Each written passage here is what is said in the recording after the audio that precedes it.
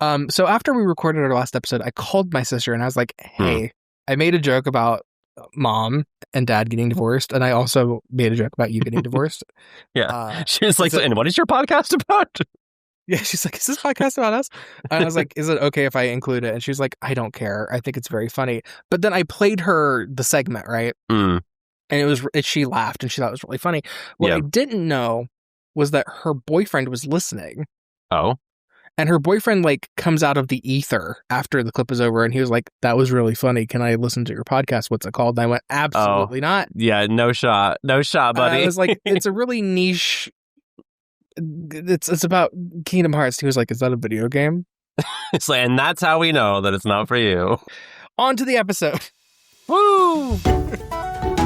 Welcome to No Sad Face, a toxically positive Kingdom Hearts podcast with your host, me, Regular Pat, and my 13th reason for waking up in the morning, PJ from Cabletown. PJ, how are you? That was off the dome. I thought you were going to say my 13th reason why. No, I mean, well, that was kind of the implication, is that you would think it was but then I put a nice little positive bow on it, yeah. That's nice. It's totally false, but that's very nice. Well, whatever. How are you? I'm okay. Good. I'm okay. I had a very I had a late night yesterday because it was Father's Day, so I had every father I know being a daddy. Around me in a circle. It was great. So I'm a little tired. Why do you even say some of these things if you're just going to ask David to cut it later? I'm not going to cut that one. All right. I'm not going to cut it. Happy Father's Day. Also, I want to clarify, I do the first edits on these. Right, you take the audio. I take the audio, and David only does the video. And every once in a while, David will be like, I didn't like that part, so I cut it out of the audio. I can't believe that. What is he, a tyrant? This is why we're only giving him 5 days to put this one together. I know. I felt he and I had kind of had to have a come to Jesus, because he was like, I think we should do all these things. And I'm like, no, David, let's scale it back. Because here's the thing. We're still kind of figuring out what we're going to do if we do another season, but David has made it very clear, and I have made it very clear that if we do another season, this intricate video situation is not going to happen again. Yeah, it is just, it's too much, and I think that like it's a fun kind of romp, but I also think that sometimes it turns into like the tail wagging the dog. It's going to be just like Kingdom Hearts, where the first entry is full of charm and whimsy, and the second one is very streamlined and bare bones, but maybe critically acclaimed. Maybe everyone will falsely think it's better. All I wanted was a scrolling background. I know. I feel like scrolling background is like the arc words of season 1. Like that's the key phrase, so to speak. Yeah, may your heart be your scrolling background. Yeah, if only it were so simple. It's actually good that we're talking about this as well, because I did want to kind of just open up like what the plans are, because people have been asking like, well, what are you going to do with this? What are you going to do with that? As you can see today, we're talking about the Key Saga.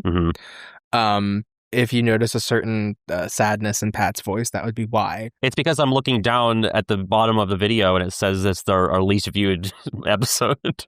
Right. It's funny that you're looking down, because I think you're on your high horse, and I don't think you need to be, but we'll get to that in a minute. But yeah, today we're covering Original Key, the mobile game, Union Cross, Unchained Key, whatever you want to call it, and we're doing the movie back cover, and all in one. And there's a reason for this. People are going to be like, well, why, maybe back cover deserves its own episode, yada yada. The back cover is 40 minutes.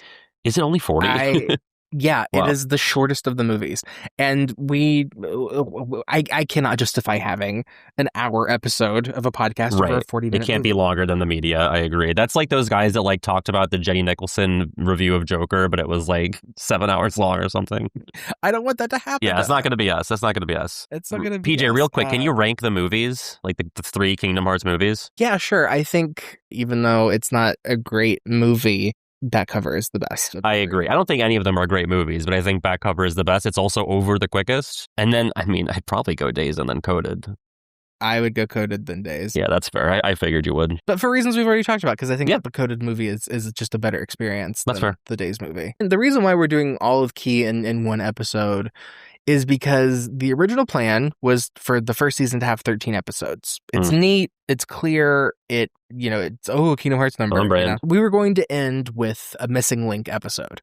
And And depending on what was going to happen, because I thought for sure, like, okay, Missing Link is coming. By the time the 13th episode starts, like, maybe beta will happen and we will be able to talk about it. Mm-hmm. And if we didn't get to play it, I had a backup plan. I was going to ask Damo and Sunny to talk about their experiences with the beta. And pretend to be us. Yeah, and just have that straight up be the episode. Yeah. And then that wasn't going to happen, and, Missing Link got canceled, so I don't think that that's what we'll do. So it's kind of spaced out now that like the 13th episode will be after we've covered all the games, Mm-hmm. and I still want the 13th episode to be the finale. Yeah, and it could be like a wrap up. It could be a series wide thing. Yeah, I think we're gonna have a nice little. I think we're gonna have just like a little wrap up. Yeah. For our 13th episode. Otherwise, like the last episode will be like Dark Road. Yeah.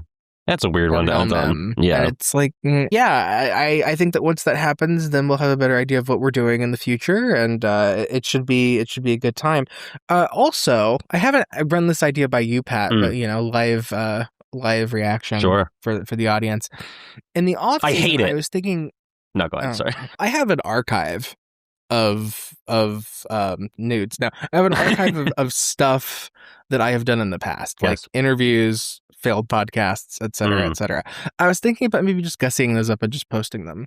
Yeah. Some of them. Dude, listen, this is like your channel, really. So you put whatever. No, but I appreciate that. I also just like, I don't know.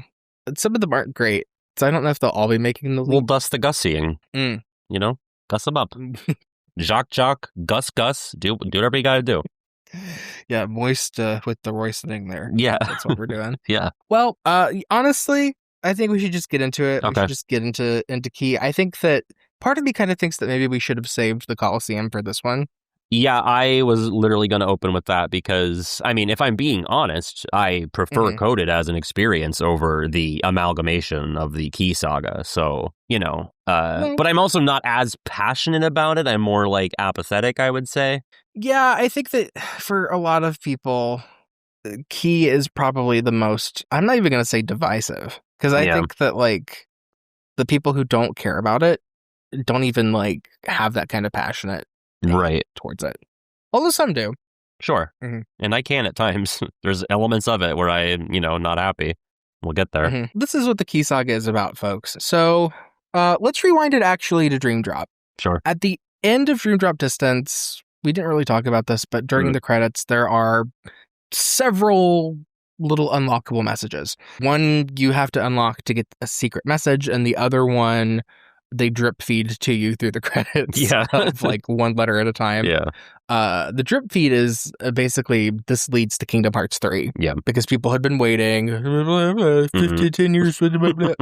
And then the secret message was something like the past will be unlocked in a new detail, something awakening the new number, whatever. Right. So the people who were paying attention were like, oh, they're going to re-release the old games before Kingdom Hearts 3 comes out. Right.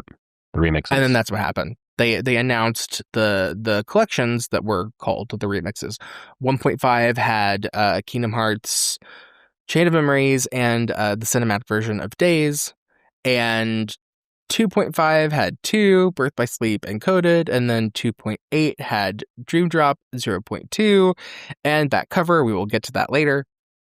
But it was really exciting because they were the definitive versions of those games. They were remastered. They had all the content that most people outside of Japan had never seen before. And it was the first time that the games were really on one platform. Yeah. And that was a huge thing for people because I think Kingdom Hearts lost a lot of fans along the way because of the console stretch. Like, there were a lot of different platforms that people just were like, I have my game console. I don't want to get this, and this to play Kingdom Hearts. And then people like you and me fucking bought everything that it was on. Yeah. And sometimes we bought stuff that it didn't come on because we thought it was going to be on it. Sure. Up until the remixes, you needed a PS2, GBA, a DS, a PSP, and a 3DS. Now, you could play like a GBA game on a DS, but if you were getting these games as they came out, 5 consoles until the remixes. Yeah, that's ridiculous. Yeah, it's so enter the phone game. Yeah, in 2013, the remixes were coming. We knew that they were coming. Kingdom Hearts 3 makes a big announcement that it exists and it's coming and everyone freaks out about it. But also, hey, how about you do this little fun game called Kingdom Hearts Key? And everyone's like, what the fuck are you talking about? Kingdom Hearts Key was announced as a browser game in Japan. It takes place during the Age of Fairy Tales, leading up to the Keyblade War in the mythology of the Kingdom Hearts series. When the game was announced, and we saw these little chibi characters and whatever, it was like, oh, we don't have to take this seriously. This is just like a fun little thing. And to be clear, when the developers were asked about it, people were like, is this canon? And they were like, well, the Disney stuff's not canon, but the lore that you get about the war is. Right. And I really do think that in the earliest days, that was what they were going to do. And it's interesting because 3 was definitely on the way, but in the earliest days when 3 was coming, Final Fantasy 15 had also been announced. Right. Tetsuya Nomura, his passion project, his magnum opus, his favorite child was this game called Final Fantasy Versus 13. Yep. Which was announced around the same time that Final Fantasy 13 was announced. Shortly after Kingdom Hearts 2 came out, the Kingdom Hearts team was working on it. It was a companion piece to Final Fantasy 13 and part of this huge versus epic Final Fantasy 13 Fabula Nova Crystallis compilation. It was a big deal. It was part of a big deal. And Final Fantasy 13 came and went, and so did its sequels, and Versus was nowhere to be found. And over time, people began speculating like, oh, the game is vaporware. Oh, the game has been canceled. Yada, yada, yada. And Kingdom Hearts fans, some of them started getting really antsy because Nomura had said, we're not going to start working on Kingdom Hearts 3 until Versus is over because I want my team to work on 3. So when 3 was announced, people were like, oh, but what about Versus?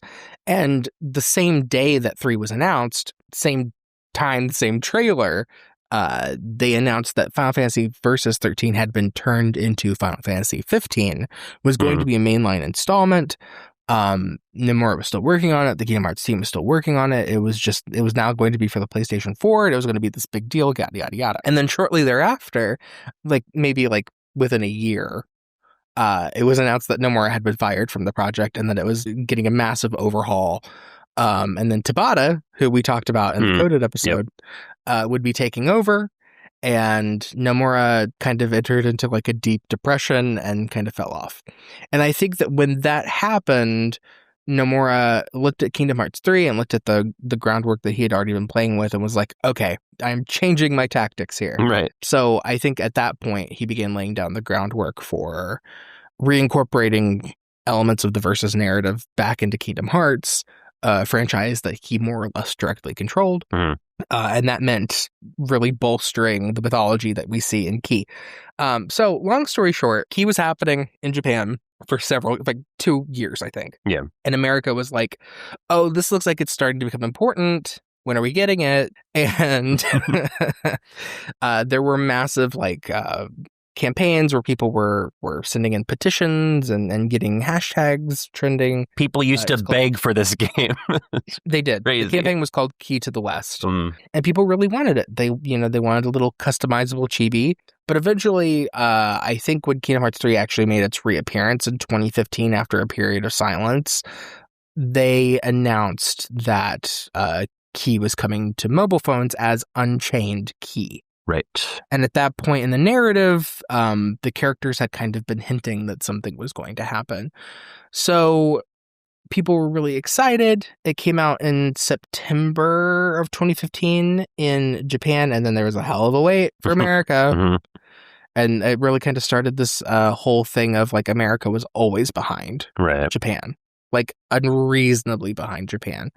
And the rest of the world. So it came out in April of 2016 in America, and then it came out in June pretty much everywhere else, or at least in the PAL regions in June of 2016, and then on Fire OS, I guess, in 2019. So yeah, in the narrative, Kingdom Hearts Key and Unchained Key are actually different games. Right.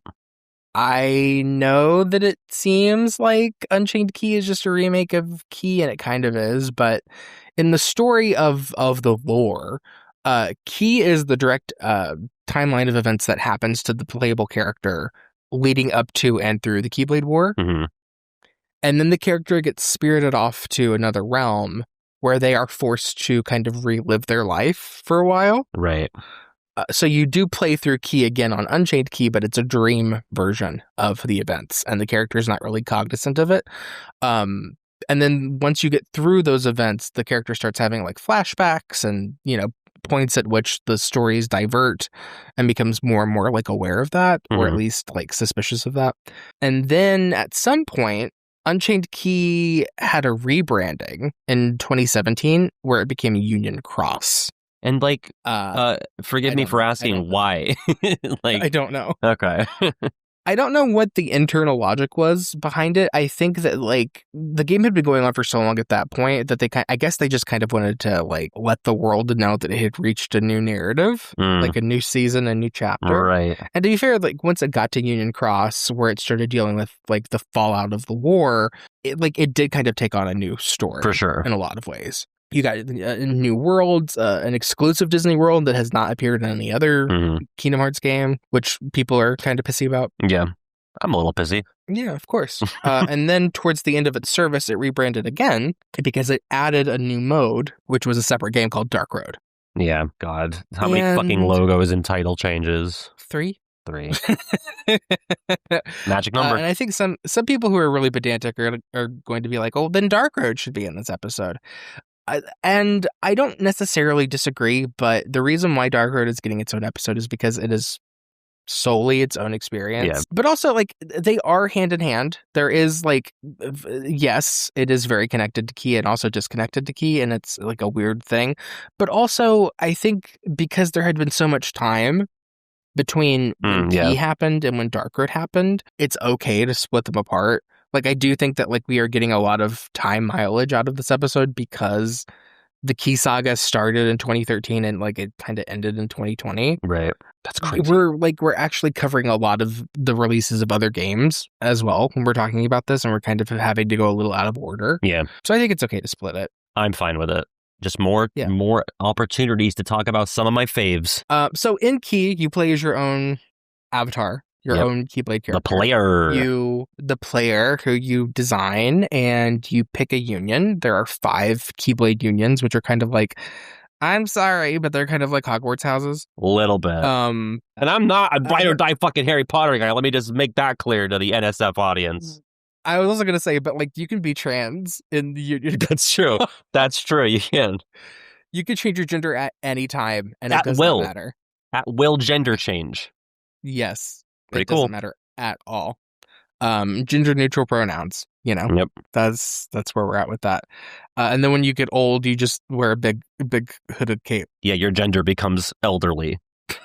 Which, let me tell you, that's accurate to my life experience right now. Yeah, you play as your player, and the unions, they are all battling Heartless, and they are collecting these points called Lux, and whoever gets the most Lux wins, and every week there's a little parade. Real quick, speaking of parades and all of I was about to make the joke. Yeah, go. Well, happy Pride. It's June as of the recording. And could you explain to me quickly, what the fuck is Shift Pride? I still don't know. I don't know what it is. I don't know if I know what it is either. Wait, nobody knows then. No, it's not possible that anyone knows what that is. Is it like a gameplay mechanism like Lux? I think is it the I don't know if they called it Shift Pride in the American version. Is it the thing where your battle avatars fight each other? Hopefully that's a rhetorical question, PJ, because there's a Coliseum thing where your data self battles the data selves of other players, so that you're not actually fighting people, but I think that's what that is. I see. I guess that kind of parlays into what they talk about next in the scene. Maybe it's just weird to me that they bring it up in the narrative and they have a whole scene named that, and I don't really think it's that important to what happens in the story. Union Cross does this thing where it tries to tie in every gameplay mechanic into the narrative, down to the titles. The title changes, yeah. But then sometimes they don't bother translating them properly. I never did get to the bottom of that. The guilt became like the attack bonus. Oh yeah, I have no clue what that because it is part of the story as well. Like they do reference that as well, don't they? Yeah, they do, and it's like a major thing in the story. That one actually is a major thing. And when they asked the developers about it, so here's another thing about the whole key thing. It actually did have a pretty nice fan base. Like people really loved playing the game, and they had this thing called the Dandelion event in California. Right next to Disneyland, actually, at the House of Blues. But there was like a Q&A, and people were like, why is it called Guilt? And like a huge story point in the Japanese version, and you guys localized it to like special attack bonus. Right. And then the developers were all looking at each other like, what are you talking about? They were like, maybe it didn't translate well. Yeah. And the moderator was like, I hope that answered your question. And the entire audience went, no. But the Dandelion event was good. It was a lot of fun. It had like these cool photo ops. The stage was lovely. They unveiled Classic Kingdom, which seemed a lot cooler at the time. And they had these playable demos of it there because Classic Kingdom was a key feature before it was in 3. Yes. And then at some point around the time 3 came out, there were signs that maybe Union Cross wasn't doing so well. Like maybe things are okay. And then like kind of out of nowhere, it was just like, okay, and we're done. And they like wrapped it up. Bizarrely, they were also like, but we're also adding Dark Road. We're doing a Xehanort game on the phone. You're going to love it. People did not love it. No. And then that got rushed and canceled and then opened up again and then finished really quickly and was just very haphazard and all of it. And, you know, famously, there were 2 animators who worked on the game. 2 women. Happy Women's History Month. 2 women. Yeah, incredible. I wish I knew their names. I'm not sure if they want to be remembered, to be honest. Maybe this is good for them. They did great work. Yeah, no. You know, the art, for what they did. For all of the qualms I might have with the game, like, I don't mind the art style and just, like, the general vibe of it. I think it's kind of fun. You know, it came and it went, and I think that it was also kind of reviled in some ways because the general consensus was that the American version of the key games were treated very differently compared to the Japanese versions. There were a lot of accusations that the gacha elements and the monetary elements were unfairly stacked in the American version. And like I had said earlier, the localization was ridiculous between Japan and America. I remember during the Dandelion meeting when they were showing off scenes that were to come. There was like a 6-month gap between versions, and so everyone in the audience was like, "Yeah, KH Insider already translated this like 6 months ago. Right. This is not new to us. Hello." Shout out to Gold Panner, who kept the whole thing alive at that point. I have an interview with Gold Panner in the archives. Maybe we'll put that up in the off season. Oddly enough, when Key ended, the 2 services kind of reached parity. Where Japanese and American like wrapped up around the same time. Right. So it's like, really? Now? Yeah. This is how parity is achieved through the end of the game? Okay, cool, whatever. And very little fanfare. Like, you know, monetarily speaking, the Key Saga had to be Kingdom Hearts' most successful game, which is wild. Printed money. Sucks. And then it didn't. Yeah, and all of a sudden it didn't. And then it didn't. And I mean, I'm sure that this is going to be in our negatives down the road. Yeah. Yeah, it's just kind of sad. It's just kind of sad that, like, it was here.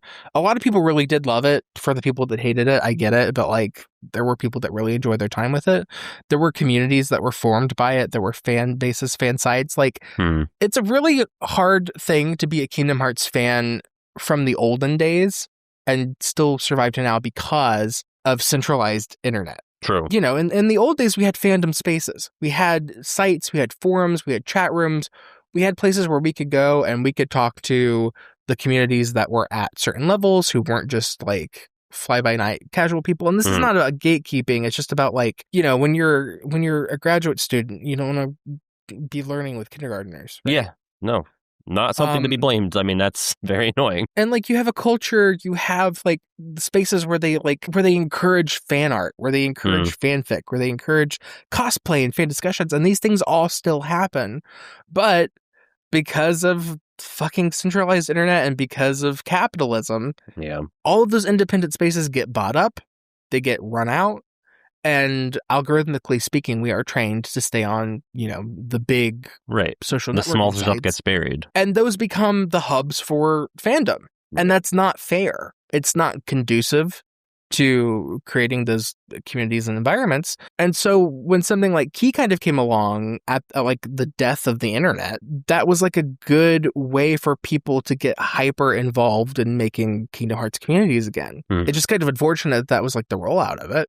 But still, like there were groups and there were friendships and there were fandoms that were really born from that, and they're still around. Yeah. And I really feel for them because they were the most excited for Missing Link. Right. And now it's not gonna be around anymore. Wait, did you play it at all? Well, so I was gonna say we should talk about like our personal experience with at least the beginning of it. Yeah, I did. I played it. It had to have been 2016, like right when it came out, and then I probably was done with it even before the end of the year because my friend Kiwi, I met in college and he's a big Kingdom Hearts guy. I feel like we hardly ever talked about Union Cross. Like I know he played it too, but I feel like we were both kind of like done with it by the time we were like good friends, and that would have been in my sophomore year of college when we like really started to talk to each other. I don't really remember reacting to any specific plot developments. I was just kind of like slogging through Disney World. So it was very difficult for me to know like what was canon, what was established, like what had been translated already, what was like just an omission that I hadn't played yet. Like as somebody who I consider myself very dedicated to the series. Like, it is my career at this point to talk about and make things about it. But, like, in that era, like 2016 to 2019, when it came to the Key stuff and Union Cross, like, again, I could struggle to tell you, like, the difference between Key, Union Cross, and Unchained Key, like, the timeline, the chronology of all of it. Like, it was just not accessible in the way that everything else conveniently was in that same era on the remixes. And obviously we have the internet to go back, on the good side of the centralized internet. Like we have things like, the demo dub and all sorts of cutscenes being uploaded by like Age Insider and stuff like that, can give you the spark notes on all of this. But I don't know, just in the moment, it was kind of a mess to experience from my perspective, at least. I'm not saying it's universal. No, I agree. I'll get into that more, but I agree.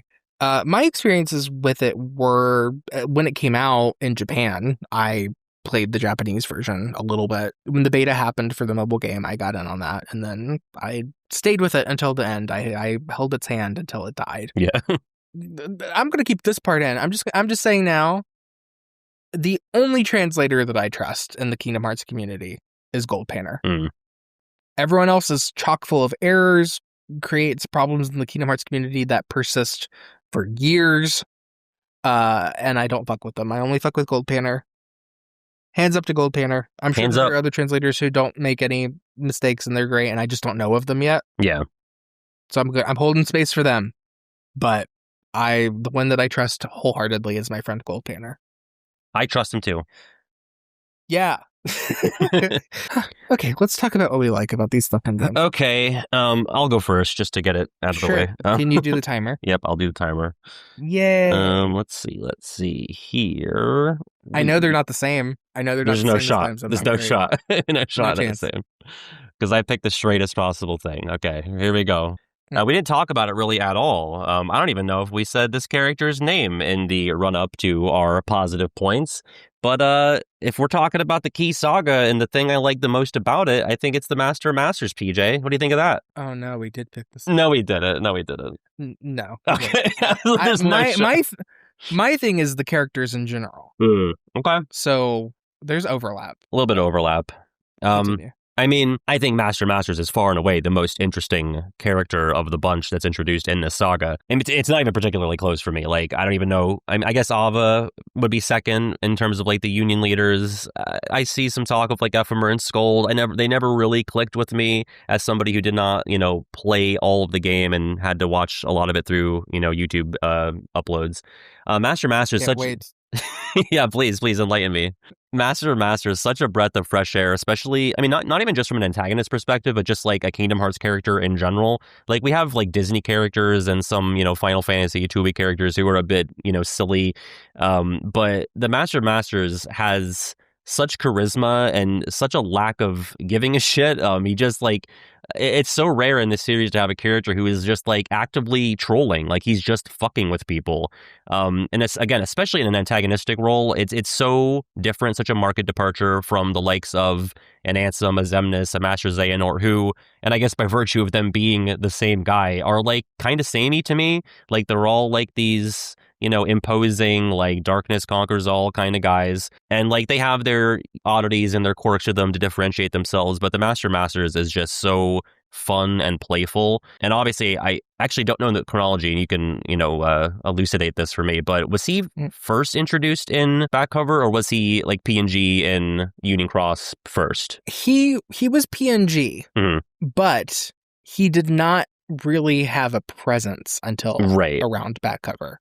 So like we knew that he was in the organization robe, but like we had no idea what his personality was. Like him showing up in the game and him showing up in back cover kind of started happening around the same time. Okay, I figured it, because I felt like we knew who this guy was when we got back cover, but I was not like intimately familiar with, you know, his presence in Union Cross. I just remember watching that movie because I want to say when I got 2.8, I think I dived into that first because I wanted to save 0.2 for after that. I wasn't even going to play Dream Drop until, you know, like whatever. Because at that point, the game was out for 5 years. It wasn't like a distant memory that I was like itching to re-experience. It wasn't a Dream Drop distant. Yeah, there you go. Sorry. So I remember watching back cover and texting Kiwi about it and being like, oh, this guy's like top 10 for me now. Like I've been playing these games since 2002.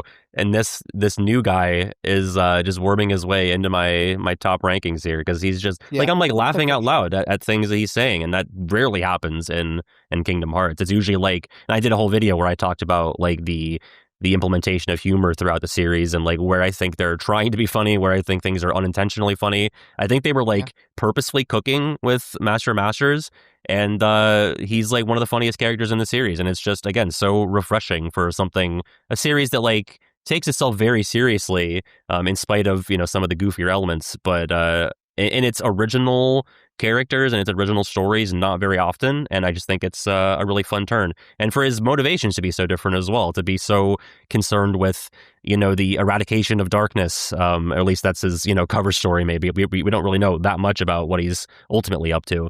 I think it's a fun angle for them to take. I'm glad it's not just like another, like, you know, broody darkness guy. I agree. It was a huge breath of fresh air. Like the second he showed up and was his quirky stuff, I was like, oh, thank God. Because at that point, I was so done with Xehanort. Yeah, me too. I was just like, okay, we get it. Like evil, right? Like, okay, cool. And I think that Xehanort's cool, and I think he's interesting. And me too. Appreciate him, but I was tired. Fatigued. I was done. Yeah. And like the second that he started speaking in the trailers, I was like, oh, that's Ray Chase. That is 100% Ray Chase. I know that voice. And to see him play such a funny little goofy character after like the very serious Noctis, was fun. It was just a lot of fun. And I got to interview him. Maybe I'll post that on this channel at some point. He's a great guy, great character. I don't think I'll ever get tired of the Master of Masters. Yeah. You know, come back to me in like 10 years and I'll right. And I've seen some people like give him like Deadpool comparisons, which I think is a little bit of a disservice to him. Like he's not like breaking the fourth wall. If anything, Axel does that a lot in KH3. I think there's some finesse to the Master of Masters that I think you'd be selling him short to just be like, oh, he's Kingdom Hearts Deadpool. Yeah, my favorite thing about the Master of Masters is that he canonically took his fucking eye out of his skull and put it in a keyblade. Don't you think that's fun? I think. You know how I feel. I have very mixed emotions, and like it's a roller coaster of ideas and feelings about the literal or metaphorical eye of it all. I think it's his eye. I know. And I come around a bit more on it each time this comes up. We better see a fucking eye hole is what I'm saying. I want proof. I want to see. Wanting to see a hole.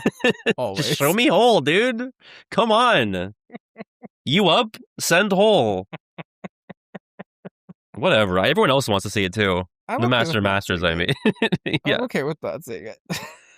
But it's like, you're telling me that like he's going to be missing an eye, Zigbar is missing an eye. Well, I think that they're twins. That emboldens me. Yeah, that like, right. Like father, like son. I guess so. Like, yeah.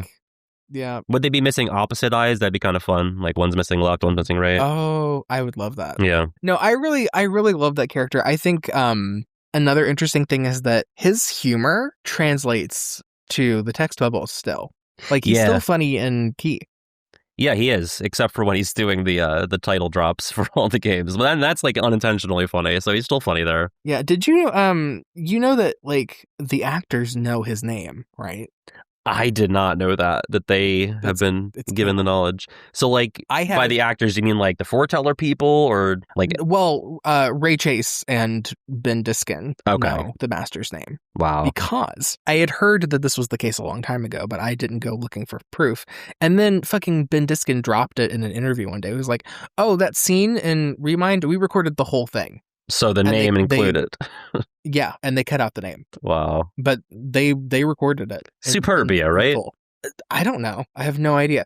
But then I think Ray recently confirmed that, like, yeah, they had. And they actually did. And some people are like, why would they do that? Why would they record the full? It's like, maybe they did it because they want to put the full scene in another game and they don't want to re-record it. Right, that makes sense. They want it to be the same natural audio. Yeah. Maybe that's why, you guys. Could be. They did that with Drake Bell and Ben Diskin when they did the chess scene. Yeah, the chess scene. They had recorded the whole thing. So it happens, you guys. Sometimes they're planning. We'll pull that from the archives. Granted, they could have used a fake name, I guess, or they could change their mind. True. What was the fake name that he gave in Union Cross? It was like Timothy or something. Oh, he gave two. He was like Timothy or Jack. Yeah. So people say that his name is Jack Timothy or Timothy Jack. That's funny. I guess. By Kingdom Hearts fan standards. An interesting thing, I asked Gold Panner once, I was like, hey, is there like a clear like Japanese reason why Cherothy is named Cherothy?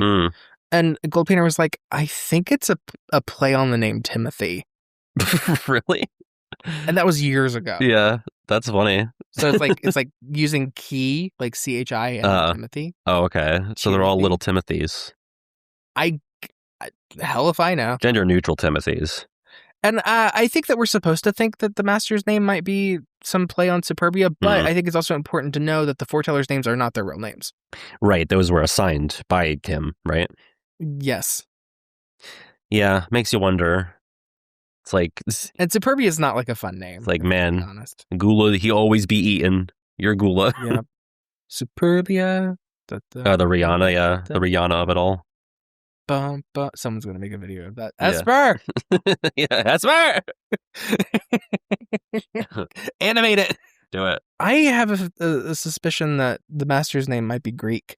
Because of the Dark Road of it all? Well, actually, no, Dark Road is all Norse. Those are all Norse. Yeah. I think that everybody from the Master's era has a Greek name because it's the farthest back in the timeline. And Key is a Greek letter. Yeah, that'd be interesting. Wow. Like thinking about, because like the Masters is still the most senior of the characters. Yeah. And I think that's like another huge part of the allure is that like, he's like, we have this game set in the oldest time and he's like the oldest guy around. And like to think about like his peers and like the people that may have taught him, it's like really engaging stuff, I think. I think his origin story is probably going to play a big part, but I feel like that might be like one of the last things of the saga. I hope so. I want it to be saved for later. We can have some fun times thinking about it. That was my time by over probably a minute, so. Oh, that's fine. I'm ready to do mine, I guess. All right. I gotcha. Go for it. All right. Is it going now? Yep. Cool. I really like what Key does with the characters, and I know that you disagree. I know that you don't think that like the characters by and large in Key are interesting. I wholly disagree. Sell me. Though. Well, we're in the elevator. Sell me. Pitch me. I think that something that you don't see from your perspective is how the characters are tied into the mechanics of gameplay, particularly with Skuld. I know that you like have absolutely no feeling about her whatsoever. Zero. I think that she is defined by her core trait of loneliness. And she talks about constantly being alone in her union. Right. And in her party, and talking about how, she and Ephemer were in the same group, and then, he left and she thought she wouldn't be okay, but he did, and then she ended up being fine, and that she was fine on her own. But it really kind of talks to this whole experience of, like, sometimes when you play a game online, you don't get a group. Yeah. You kind of, like, coincide with. Like, you don't really meet your people. Some people are loners. Some people, like, that singular loneliness of playing that game experience was something that I think that Skuld was intentionally delivered on. And then she eventually finds her friends, and that gets paid off at the very end when they're in the arc, and she's like, I'm so glad that I don't have to do this alone. You And know, then they get separated again. that I can appreciate that a lot, to be honest. I think you've sold me quite a bit, because I'm always a sucker for like some, you know, I guess to an extent this would be like gameplay story integration, and that like, but it's also like like meta in the way that like you describe Skuld as like this loner character, and like being able to compare that to somebody playing a game like Union Cross and not finding that sense of community. Yeah. It's almost like a stand-in, like another stand-in in a way. I think that they all are. Yeah. I think that ephemer is also supposed to be like, sometimes you meet someone very briefly and it's like, wow, you're really cool and we really connected, and then you never see them again. Right. Yeah. And sometimes that's online. Sometimes that's through a friend group, and we already know that Nomura likes playing with that just through like naming conventions, like with Birth by Sleep being bulletin board systems. Like, he is aware of that. Like, he's aware of that system of like, we are connected, even if it's for a short period of time, even if it's never face to face.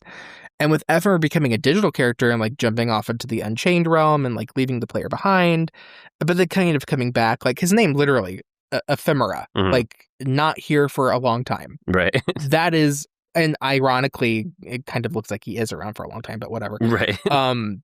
That, it's so good. It's so tying into loneliness and friendship and the different ways that you can make friends is such a Kingdom Hearts thing. Yeah. And then with Skuld, like, you know, one of her core like lines that she gets quoted from is like, he was right, I was okay by myself. I think for a female character to be like, actually, I am not defined by anybody else. I am okay alone, but I don't want to be alone anymore. Like, that is so important to be like, to validate like wanting connection, wanting friendship, wanting love, but also being okay alone. Like, you never see that in stories, right? So that's good. That's fun. I think also people disagree with me on this, but I'm just going to say it. I like the involvement of other characters from the current timeline in the past, because those characters weren't getting a lot of development in the main narrative. So giving Marluxia and Larxene more to do. Oh, I love that. Ventus a broader story. Yeah. I think that's a lot of fun. Especially for Ven, who desperately needed that development. I'm up on all of that, because I think Marley and Larxene were pretty underutilized. I mean, their big game is Chain of Memories, and then they're just like sort of around, like floating in the narrative after that. And they're endlessly more interesting than a lot of the other organizations. For sure. Anyway. For sure. Yeah. Just, you know, by the femininity and the homosexuality alone, like they were endlessly more exciting. Sure. And I also think it's really clever what they did with Strelitzia. Like, it's not great that you meet her and she immediately dies, but her story's not over. Now we know. Yeah, sure. And creating this character to kind of like give you enough to speculate on the origin of the Spectre Guardian that Marluxia so cool. has, like just leaving enough for you to be like, this was intentional. Like these character design elements are the same. There was something more happening with Marluxia. There was a reason why he was coveting the Keyblade. He wanted what he lost. Yeah. Like, it's so that's good shit. I love that. And that's but like, I just want to, that's an example of like not retconning, but like going back and filling in the gaps to make something feel more whole, because you play Chain of Memories with that knowledge of like Marluxia having this maybe not even fully like conscious yearning for something, but it fills in his reasoning and his scheme basically. So that is good shit. I like that. It also bolsters like why Elrena and Lorian, why Marluxia and Larxene are in Castle Oblivion to begin with. Why they were chosen for that assignment. To like maybe find Ven. Yeah. Like, that is so... Yeah, that's good shit. Big, like, I don't mean to like, you know, hype up Nomura too much because the man is flawed, but like that's good shit. Yeah, that's good shit. Including Brain, you know, like my least favorite of the group, but everybody else loves him. So cool. They did something right. Yeah. And then like the foretellers, I also love. I think that all the foretellers are so much more like, I know more about the foretellers than I do about a lot of the organization, and that's crazy. Just because of like a movie and the game. Yeah, right? yeah. I love that they're named after the 7 deadly sins. I think that's so clever. I think the Venitas thing is really clever because the Seven Deadly Sins as we know them, they went through like a lot of iterations in Catholic Apocrypha and through different religious means. And one of the original deadly sins in the original lineup was vainglory, which is also translated as Venitas. Right. Like, it is so clever to me that they carved out a good origin for that character that lines up with the mythology that they're telling. Right, and knowing that Venitas like was around back in those times as a darkness, grants some more connective tissue there. Yes, and like his name still lines up with all the other foreteller darkness names. Like, and people are so against this. People are so mad about it. I'm like, but it's good world building. Right, I agree. Like, a human being shouldn't be able to be split in half and create a totally different being from light and dark. Like, something else had to have happened to make that split viable. Like, there had to have been something extra going on with Vin in order to create a Venitas. And I think people reject that, and like, if it's not their kind of storytelling, that's fine. Sure. It always bothered me, and like, that was really good. Like, I really liked that kind of bit of character development and character work. And honestly, good on Maleficent for coming into the fold as well. I think a lot of what Kingdom Hearts has done with its storytelling has been to justify and make sense of the tangled fucking narrative mess that was Kingdom Hearts 2. Yeah. And Maleficent's revival being explained in Union Cross was great. Yeah, that's another thing where you go back and you fill that in. Like, was it planned from the beginning? No, but like you don't really even have to squint, and you can like look at that narrative through line and understand it. Like, okay, yeah, judging the series by the rules that it's established in these titles, like everything checks out here. You have the vessel, you have the medium rather. It works. It's cool. I wish like the Maleficent stuff would like pay off a bit more. I feel like, either pay off or die. Yeah, I guess I'm fine with either, really. Don't drag it out. I don't want another fucking scavenger hunt in 4. Let's actually do something with her. I've got high hopes for her. Yeah, me too. I do. You've sold me on that as well. Do. Yeah. What if I'm wrong, man? Oh, that's gonna suck. About everything. It's gonna Can suck. you imagine? I usually am not wrong, though. Yeah? Yeah. All right. We're going to be drinking in the VC, baby. Whatever. How long do we have? You got another minute and a half. But yeah, I love the Master. I love Luxu. Luxu didn't really get much character interaction until the very end of the game. Yeah. Until back cover, but still. Like, I love his apprehension. I love how he's like, are you sure? Like, yeah. You could already kind of see the path of treachery kind of unfold. And it's crazy to think that he ends up being who he ends up being. Do you think Max Middleman is like screwed out of any more voice work in Kingdom Hearts, or like do you think they recorded stuff with him for the future, or is it just going to be James Patrick Stewart? I doubt that they recorded. Yeah, I don't think stuff, but I don't necessarily think he's screwed because he's well in his 30s. Yeah, he can come back. I don't think he's going to age out of the role. But I also like. I don't know. I guess it depends. No, I'm gonna make a declarative statement here. Yeah. I don't think he's screwed because I think at some point Luxu will maybe when he dies his heart will revert back to his childhood form or whatever. I feel like he will come back at some point. And also he was requested to play the role. Yeah, for like only, a handful of lines. It would be weird to just kind of throw him away after that. They specifically sought him out, and that is that's a weird thing if it's just I wonder why. Yeah. What a weird thing. Well, that's your time. It's not like he's Leonard Nimoy. Right? No, yeah. Like, it's not like... Yeah. A lot to chew on. I feel like I forgot someone. Oh, well, I do love Chirithy. Oh, yeah. Chirithy's great. Always serving. Yeah. When it was revealed that he was a Dream Eater, I don't know if you were around for that, but like... Fandom lost their shit. Yeah, I don't think I was like in the trenches with Union Cross at that point. But that is again another, and I didn't use this as my point of praise, but Union Cross like does a great job like fleshing out the world and making these bridges between things and recontextualizing as we just went over. I think it was really good for like the overall health of the fandom, and we'll get into like the ways that it was not delivered the best. But like in terms of like keeping people excited and theorizing, like there's no better stretch of games or stretch of years for the series in terms of theory building than the Key Saga. So I can praise you for that as well. All right, let's get bitchy. All right, do you want to go first? Or want me to go first?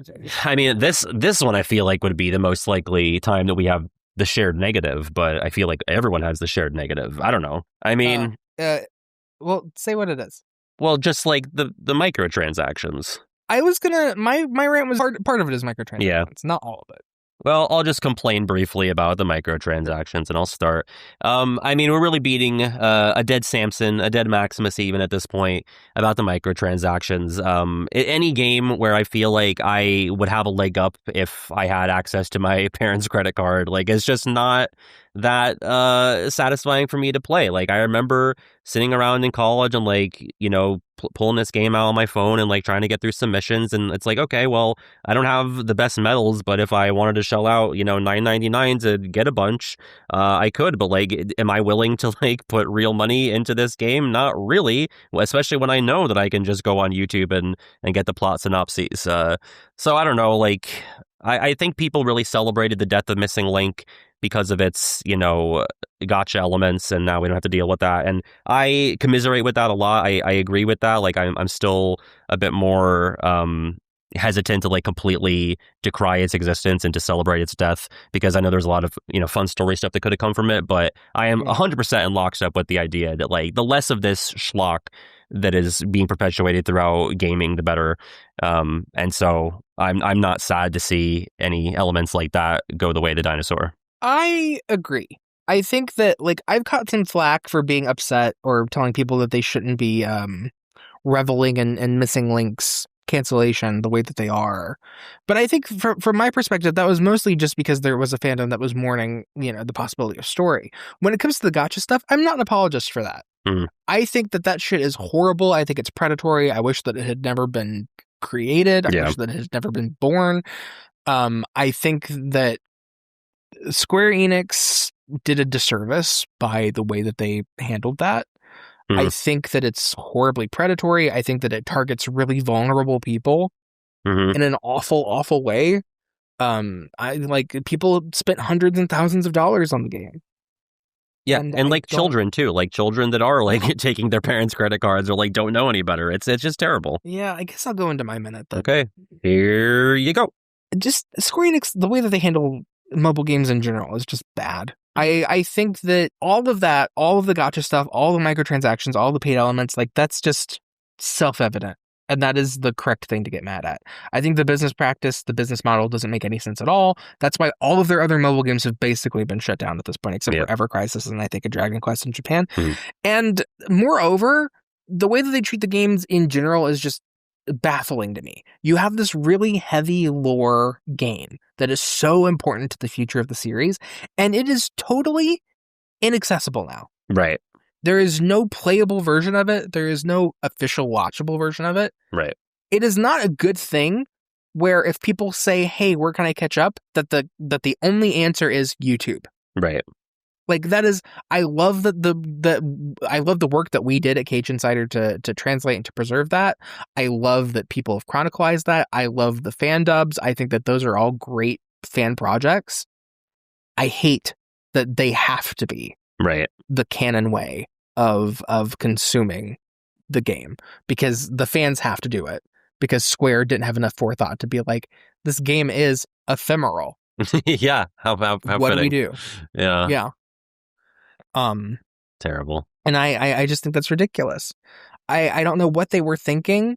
I don't know how Nomura, who is, you know, wanted all the games to be accessible, allowed that. Yeah. And I'm sure it was his decision. I don't think it was any one person's decision. I mean, do you think we ever get some sort of way, like, in official capacity to get the story of Union Cross? If it were a couple of years ago, I would have said definitely. And now I don't know. I think that at the very least, Nomura is cognizant of all of this. Right. So I do expect something. Speaking of which, actually, we have questions. Oh, yeah. About Kingdom Hearts 4. And let me say this, by the way. If you have a name that you want us to call you, put it in the email. Yeah, we don't want to give you the wrong name and misrepresent you. I don't want to dox you. I also don't want to dead name you or misgender you. Yeah. I don't want to, like, there's a whole thing. Pronouns also helpful to include. If you don't say what your name is in the email body, I'm going to say the first name that I see in the email. Yeah. Just the first name. And that is a threat. I think it's fair, because No, then it's if I fair. accidentally dox you or dead name Like, well, you did who it. knows? Yeah. No one knows. Okay. This question is from Matthew. Hi, Matthew Matt. says, this question is mostly for Pat. Never mind. Okay, Ah! next question. Come on. The people want to Pat hear has my mentioned thoughts. before Yeah. how when he plays games on stream, it doesn't sink in, and he doesn't have the time to have that one-to-one connection. That's fair. Yeah. That's a good point. However, it's very likely that Pat will play Kingdom Hearts 4 on stream. So does he have any thoughts on how it might affect his opinion? Well, Pat's going to retire before 4 comes out. There's no shot I make it. How it might affect his opinion on the game and then bleed over into other videos because of you trying to entertain an audience. Oh, Pat, you can't stream 4 when it comes out. You can't do that to yourself. I'm not going to. I have, and thank you, Matthew, for the question, and thank you for your concern over my appreciation of the games, because I was also concerned because, financially speaking, as somebody who, does work centered on the franchise, like, it would be in my best interest to at least capture my first experience with the game. And I do intend to do that, but I will not be streaming it live. I think I will do... I was gonna say you should do a Let's Play. Exactly. I'm gonna do a Let's Play, and whether it's like, hey, the game comes out XYZ date and I post the first episode on day 1, and then it could be an every other day thing, or maybe it's, every week. I don't know. It could be like a 2-hour episode. It could be like a world per episode, but you will rest assured to get to see my impressions of the game. I will not be working as hard on like doing bits with the chat or, doing jokes or whatever. I'm going to be engaged with it. I'll stop down, give my thoughts. But I think, to Matthew's point, like I would have difficulty sinking my teeth into everything and really, getting to connect with the game. So I think that's a good balance. That's what I've decided on. But I also think that like it also gives you the opportunity to do like a second playthrough. Yeah, absolutely. And we could, do it like on a harder difficulty or some and they show you thing. Stuff that you didn't catch, because I know your ass isn't paying attention to details. Straight guy alert. Yeah. Good question, Matthew. Yeah. You didn't ask me, but I don't stream, so I guess. Yeah, you'll just play it at home and you won't have to worry about it. It's great. We have a memory to share from Cameron, who shares their first experience with Dream Drop Distance. Okay. Love the podcast. I was 13 years old when this game came out. Okay. Child. That hurts even me. I was the first baby. It was the first game I bought when I was sentient as a person. Meaning the starting point where I vividly remember stuff from my childhood. Oh, that's late, Cameron. Talk to a doctor. Listen, I mean, what is really going on when you're 10, 9/11 happened when I was 10. That's a big one. That's a big one. Barring 9/11, which I didn't think I'd have to say, there's not that much else going on. Okay. Go ahead. The first thing I bought with my first paycheck. Wait, hold on. You were making a paycheck? Yeah, wait. You became sentient, and the first thing was like, damn. I better open that lemonade stand. I used to be a caddy at a golf course. Oh my god. Oh, okay. That's an appropriate thing for a 13-year-old. Yeah. I mean, it was 4 hours of pain carrying a golf bag each day. I should have read this before. Yeah, Cameron, your experience was valid, okay? There's nothing wrong with achieving sentience late and carrying golf bags. That's fine. We didn't mean to. This is not the laugh at Cameron hour. I'm laughing because it's like I became a cognizant, coherent person, and the first thing I did was get a painful manual labor job. Yeah. I yearn for it. But you know what? That's a lot of character, Cameron. Good for you. Yeah. I think you're probably a better person than More me. character than Scold's got. I've reverted. I've reverted. No, go ahead. Eventually, I saved up enough money for it. My first experience was a lot of fun, but I got hard stuck at the Rensler boss fight in the grid. It took me over a month to get past it, but it felt so good once I finally beat him. Yeah. I think anything would feel good when you're not like holding around a bunch of like 9 irons, right? Yeah. I mean, yeah. Gosh. A desk job feels good after that, for sure. Yeah. And just like be a paper boy or something. Yeah. Paper person. I don't know your pronouns. I don't know your situation. Yeah. Thanks for making the podcast. I really enjoy hearing other people's experiences with the KH franchise. It also really helped me get through the Kingdom Hearts info drought. Aww. Oh, thank you. That's sad. Could you imagine if we're the only thing keeping people alive during a drought? Right. Thankfully, there is a whole channel that I have curated of videos that you can go watch those as well. And that's it. It's just us. No sad I don't know face, if you regular guys are Pat. fielding questions or anything, but do you have any plans after you get through all the games? Thanks again. I hope you guys have a wonderful day. The season will end. When we finish the games, the season will end. Yes. And then we'll figure it out. There's some ideas. There's some thoughts that you guys have had that we agree with. And honestly, submit ideas like what you would like to see the format be. We're not married to any of them, but, maybe a think tank in the... anymore. No, not anymore. Not after you know what. That's really sweet. This is really sweet. I know that I roasted you a little bit. I'm sorry, but this is nice. It's always nice when people say stuff like that. Everyone else, send in your first jobs, and we will rank all of the first jobs by the end of the season. Don't be a creep. Yeah. Hello, No Sad Face. Firstly, I want to say that our podcast... our podcast. Sorry. Firstly, I want to say that your podcast is thoroughly entertaining, and I often listen to it while working the night shift. I voted for you guys for MDA. MDA votes open today. We'll talk about that later. My question is, would you dedicate an episode to the non-canon mobile game and online games in the series? And I mean using only one episode to discuss them all together rather than individually. It doesn't have to be a 10-minute discussion, just to talk for however long you deem necessary. Yeah. Thanks, Pat and PJ. Dusta Monsta. You know what? Oh, I know Dusta Monsta. Funny story, actually. The way that the episodes fell, we were on the April 1st episode was going to be VCast. And time just kind of got away from us, and we were like, we don't have enough time to record this and post it. We were going to do a bit where we were going to pretend that like we had the Wonderland world and we had played it and we had like thoughts on it, and we were just going to like let it ride. But PJ didn't like the idea of misinformation. I think it's so funny to mislead. So because you guys get it, but at large, I don't credit the Kingdom Hearts fan base. Yeah, no, I mean, there are people that genuinely believed me when I said that in the final mixed version of KH1 in Deep Jungle, you can see Tarzan's parents' blood on the floor of the treehouse. Pat, people think we're married. Yeah, well, we're not. We're divorced. We were married. I think we might talk about it in the retrospective, the closing out episode. We might talk about. I think we should. I think there's. Yeah, I think so. These fun or things. Even if it's not in season 1, it could be like a season 2 hodgepodge type episode. Or an in between thing. Yeah, in between seasons. Sure. Like if we ever start a Patreon, that would be a great bonus episode. Yeah, absolutely. Yeah, I think we'll wrap it up there. Please send in your questions. No sad face podcast@gmail.com. I will get better about pinning a comment that has the address because I know that you guys can't read. And if you're sending it to No Sad Faces, we're not going to get back to you because we have one big face. One. Yeah, no singular. Sad face. It's in Kingdom Hearts 1, Donald says no sad face. Right. That's why the podcast is called No Sad Face. Yes. Yeah. Speaking of no sad face, we are nominated for a Million Dreams Award, and nominations have now opened into voting for the award. Yeah. I know that some people think that by nominating us, they voted. That's not the case. There's 2 rounds. You got to go back and actually vote now. That was the primaries. This is the general.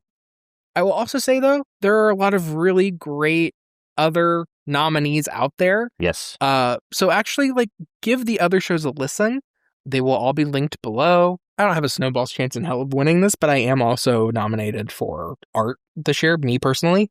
Flip through the nominees, look at the other artists, vote for whoever you want, but I'm just letting you know that I am also nominated for art. Thank you very much. If you are at Reconnect this year, you will see more of them, and that's all I'm going to say. You'll see more of us. You'll see our faces. Our face. Our one big face. Yeah, our big happy face, no sad face. Big happy face at Reconnect in July. Well, this has been fun. Let's shut it down. Yeah. Thank you for listening to another episode of No Sad Face, or if this is your first episode, welcome. We try to be consistent with our upload schedule and post a video every other Saturday, but gosh dang golly gee, we cut it close sometimes. So sorry to David Russell, who does our music and our editing for the video version of the podcast. He is tremendous. Go follow David Russell. And Esper does our art. Esper Roba, extremely talented. All of the art for the podcast, produced by Esper. All of our links are on nosadface.com. My links, PJ's links, David's links, Esper's links. Check them all out. I think I fucking crushed it. You did. Wow. Why do I even try? Why do you even show up? Bye. Bye. Nothing else to say, but now we have to do our little after bit. Okay. Well, what's on your mind? How do you feel about Big League Chew? I really fucked with the grape one. Interesting. Grape is my least favorite artificial flavor. It's okay. More for me. Yeah. My dad was really into baseball. And I remember like they had packets of Big League Chew at his baseball games all the time. You gotta. You know why it's a thing? Double fist that grape. Double fisting the grapes. That was one of Babe Ruth's favorite pastimes. He would just milk those big grapes. I'm blowing Barney out back. Just purple everywhere. Gross. And there you go. I guess this is it. I guess that's the end. Cool.